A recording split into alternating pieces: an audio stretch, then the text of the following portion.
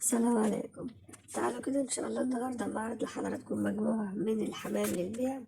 المجموعة كلها ما شاء الله صغيرة في السن، ودي ميزة لأي حد حابب إن هو يعمل مشروع حمام، حابب إن هو ياخد حمام يبقى فيما بعد إنتاجه كويس عنده، ودي ميزة كويسة جدا. وأنا قلت قبل كده أي حد حابب يعمل مشروع حمام لازم يجيب الحمام كله سن واحد. أنا من قيمة يعني من قيمة أسبوع عارضة نفس يعني إخوات الحمام ده، يعني الجوز ده أخو الجوز اللي الأخ الفاضل خده مني من المنصورة. وبشكر جدا حضرتك لكلامك الطيب الجميل، وإن شاء الله ربنا يبارك لحضرتك فيه.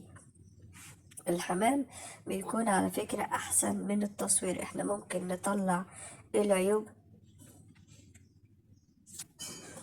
ممكن نطلع العيوب اللي موجودة في الحمام، لكن المميزات أحيانا بنسيب حضرتك تكتشفها مع الوقت. الجزء اللي حضراتكم شايفينه ده بنسبة 100% لاحم فرنسي بيور. الجزء اللي بعد كده جزء من الحمام التكسن. الحمام التكسن بيض مرة واحدة بس، ده الناس اللي تعرف الحمام اللي كان جاي من الكويت، ما شاء الله ربنا يبارك إن شاء الله لعباده الصالحين. الحمام ده برضو لأن في ناس كتيرة جدا بتسأل، الحمام ده أول ما بيجي من بره بيكون فعلا مرهق وتعبان، لكن بيجي طبعا احنا بنهتم بالمشروبات الطبيعية وببعض أنواع الأدوية لحد ما إن شاء الله يرجع يقف على رجله تاني. بنرجع نديله أملاح معدنية ومنشطات طبيعية، محدش يدي منشطات للحمام عشان يبيض من اللي بتيجي من الصيدليات. المنشطات بتكون منشطات طبيعية بالأعشاب، ما نديش أي نوع تاني. الحمد لله ربنا أكرمني وبعد عندي، فإن شاء الله بدأت أبيع من إنتاجه لو أي حد حابب إن هو ياخد. اللي بعد كده جوزين برضو من الحمام اللاحم الفرنسي البيور، شبابات أول ريشة يسقطوها. لما بنقول هنا شبابات، فرد الحمام طبيعي جدا إن يبدأ إن هو يخس، طبيعي جدا إن هو يبدأ يبدو عليه ظاهريا مفيش فيه جسم، لكن تيجي تمسك فرد الحمام تلاقيه ما شاء الله حجم وصحة. وأفضل أنواع الحمام اللاحم الفرنسي البيور اللي هو بيكون حجم الشبابات بتاعته بالشكل ده. الكبير يا جماعة بيكون خليط بين حمام رومي وحمام من الحمام اللاحم. اللاحم الفرنسي البيور حجمه مش كبير غير وهو زغاليل أو هو داخل على وش إنتاج بإذن الرحمن. بالمناسبة هو حجمه أحسن من كده، يعني أنا مش عاوزة أقول أحسن، مش أحسن من الأفضلية، بقول أكبر في الحجم بس مش كبير قد كده. التصوير بصراحة مش عاطيله حقه، لكن ده الحمام اللاحم الفرنسي البيور. إن شاء الله لو حد حابب يعني يكون عنده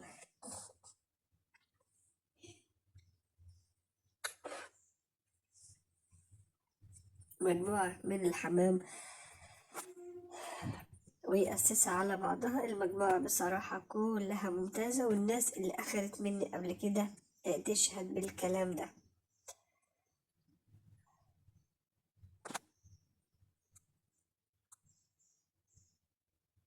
بنحاول ندي لكل فيديو، لأن الحمام طبعا بيروح شحن، بنحاول نصور الحمام زي ما هو عشان حضرتك تشوف الحمام كويس جدا. الناس اللي بتبقى تتضايق من إننا بنطول، معلش ده الحمام ده بيسافر بلاد وبنتسلم عن طريق الموقف، فلازما أو من حق أي حد هيشتري إن يتفرج على الحاجة بتاعته، لأنه طبعا بيدفع فيها فلوس.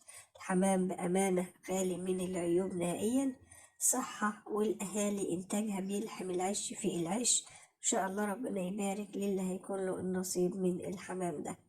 مجموعة من ممتازة من إنتاجي بإذن الرحمن، لاحم فرنسي بيور أصلي، واللي أخد مني يعني أكيد عارف الحمام بتاعي. لو حضرتك بتهتم بنفس نسبة الاهتمام بتاعي هيكون لسه عندك الزغاليل اللحم ما كملتش إلا 12 يوم، وهتلاقي ما شاء الله الحمام جنبها بيض البطين.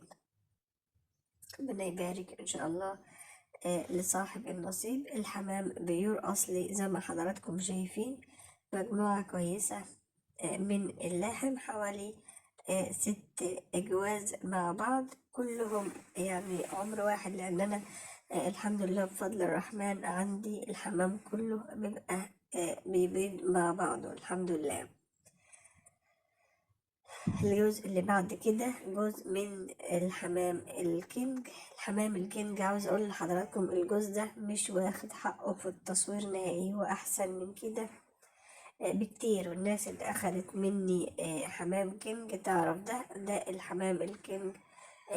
الاهالي بتاعته بيور بنسبة 100%، وبرضه الزغاليل زغاليل بيور.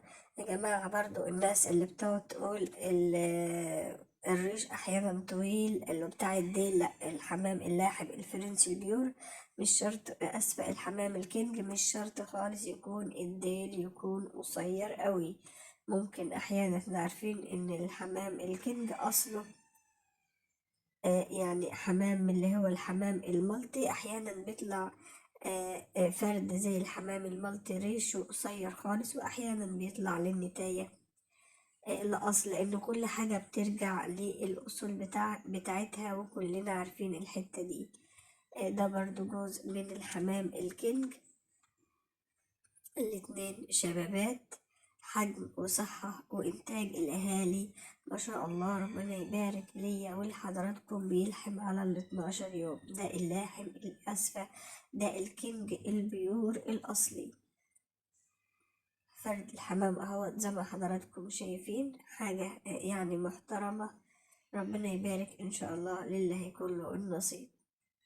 الحمام كله بيور، الحمام كله صغير في السن، وأجمل ما فيه زي ما قلت لحضراتكم إن هو سن واحد. يعني أنا مثلا باجي ببيع يعني بمبلغ بقدر أمسك منه فلوس، زي ما بيقولوا مبلغ على بعضه بقدر أعمل بيه حاجة.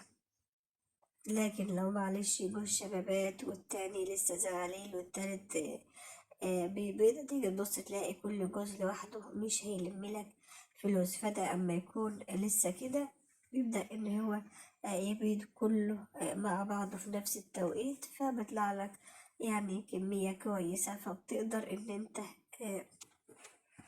تصرف على الحمام بتاعك، وكمان بيكون مشروع كويس يدخلك دخل منه.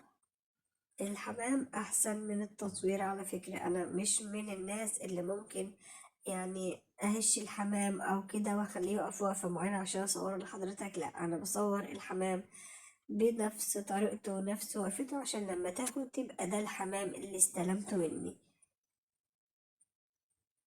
حمام ما شاء الله من الحمام اللي رجليه طويلة، والدماغ زي ما حضراتكم شايفين دماغه تكشيرة الحمام الكينج، مفيش فيه خليط إن شاء الله، كينج صافي.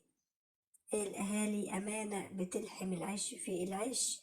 وكمان أنا عمري يعني أنا مش من الناس اللي ممكن أكل يدوي أبدا، أنا بأكل الأهالي، هي اللي بتبقى مسؤولة عن الزغاليل لحد ما الزغاليل بتكبر وبتعتمد على نفسها. شكل الحمام اللي انتوا شايفينه ده شكله وهو واقف كده، مرضتش ان انا اغير او اجيب يعني احاول اصوره بشكل تاني، حبيت اصوره وهو يعني وقفته ممكن ما تعجبش الاخرين، لكن بامانه هو في الحقيقه احسن من كده، وان شاء الله ربنا يبارك ليا ولحضراتكم.